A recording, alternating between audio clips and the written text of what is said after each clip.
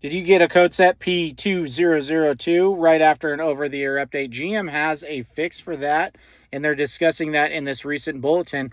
But we discussed it in the 3.0 Duramax podcast. So if you're unfamiliar with that, go check that out. The link will be in the description for that.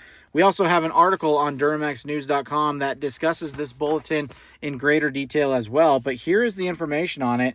This is 26-NA-168. And this is in regards to LZ0 with P2002 set after an over-the-air update.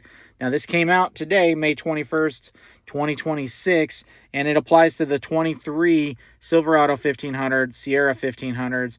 What's happening is that there's an over-the-air update that takes place, and once completed, a lot of people have been posting on the internet that they've actually got the P2002 code set, and there was a lot of discussions on that.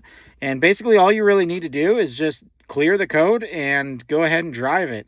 Now, in the podcast, I discussed different ways to go ahead and monitor this, but I do suggest you clear the code, and then if it comes back, then there's definitely an issue there. And then there's also some ways to check for soot and whatnot in the tailpipe. But this is a pretty basic one, but it is GM addressing the issue that's popped up all over the internet on the LZ0. If you want more information on 3.0 Duramax diesel, subscribe to the Demon Works channel, and also check out the podcast. We're hitting episode 20 this week.